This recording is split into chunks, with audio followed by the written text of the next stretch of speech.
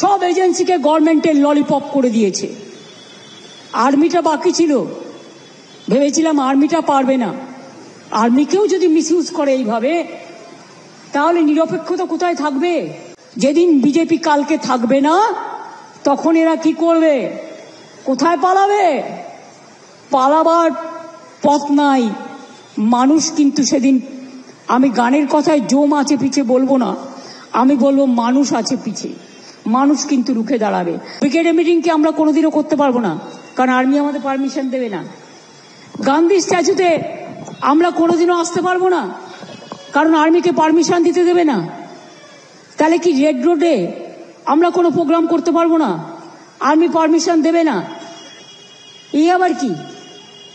তো সব প্রোগ্রামই হয়। রাস্তাগুলো দেখে কে? পরিচর্যা করে কে? রক্ষা করে কে? ল অ্যান্ড অর্ডার দেখে কে? সবটাই তো পুলিশ করে, কর্পোরেশন করে। তাদের কাউকে একবার জানাবার প্রয়োজন মনে করলেন না? এমনকি আপনাদের সাথে তো best of relation with youth and sports minister, কেন করলেন না? জানালেন না?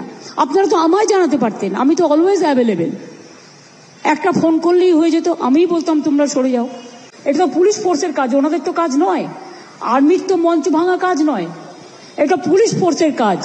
ফোর্সিবলি they can't do it, they can't interfere in political matter without the police, local police.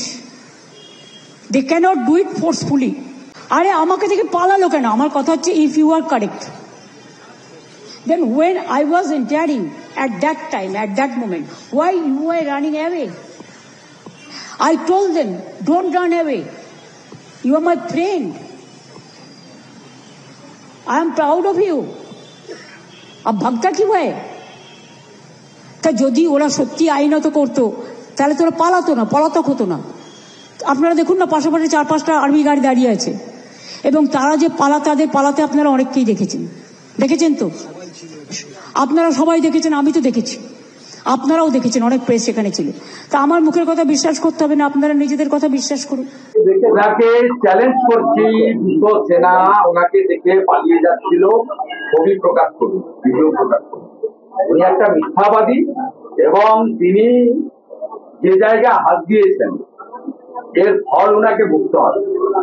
Indian army ভারতবর্ষের 140 কোটি মানুষের গৌরব, পৃথিবীর অন্যতম সর্বশ্রেষ্ঠ শক্তিমান ইন্ডিয়ান আর্মি।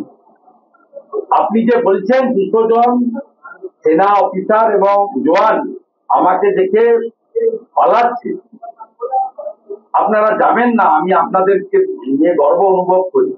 তো আপনি যে প্রথম অফেন্সিভ ল্যাঙ্গুয়েজটা দিয়েছেন, আমি ইতিমধ্যে এক চ্যানেলে দিয়েছি, এবং আমি ন্যাশনাল চ্যানেলকেও দিয়েছি। আমি রাজনাথ সিং, সিবিএস সহ সর্বস্তরে আমি জানিয়েছি যে এই কথাটা একজন রাষ্ট্রবিরোধী মানসিকতার লোক ছাড়া অন্য কেউ বলতে পারে না।